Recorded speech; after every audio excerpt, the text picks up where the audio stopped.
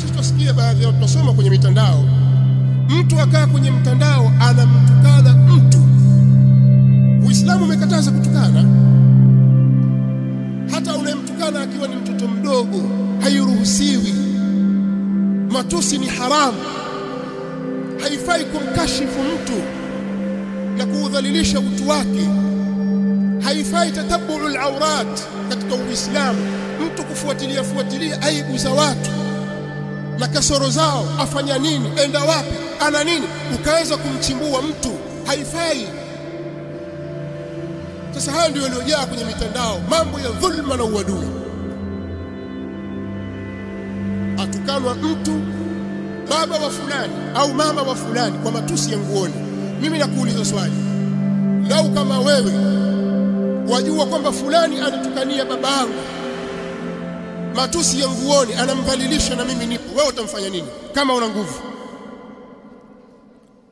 Sasa vipi jambo la kiongozi mtawala wa nchi asimame mtu aanze kumtukana mwingine? Sasa kama kuna dini inaruhusu mambo hayo na upuuzi huo, Uislamu hauruhusu jambo hilo. Sisi kwenye Uislamu hatuna mambo hayo. Upumbavu wa aina hiyo kwetu hakuna. Uko huko kwingine kwamba huyu anatukana atukane tu, asichukulie watu hizo zote. Wewe mzazi mkanye mtoto wako,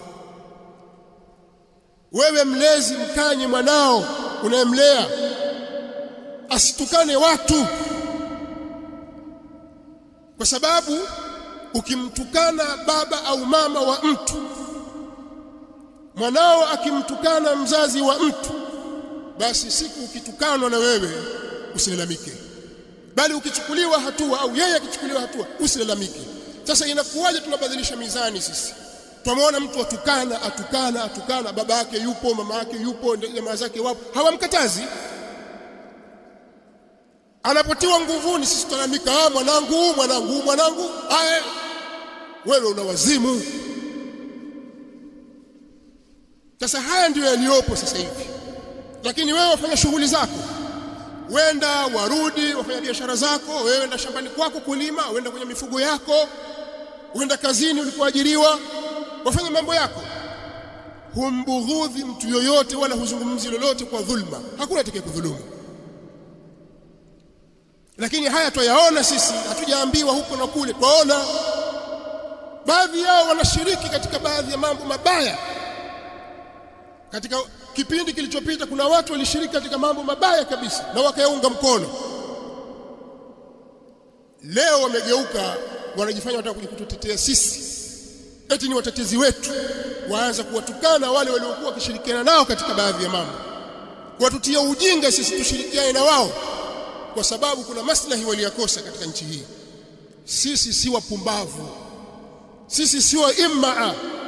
Sisi Waislamu tuna maarifa na miongozo madhubuti kabisa kutoka kwa mtume wetu sallallahu alaihi wasallam. Huwezi kutudanganya.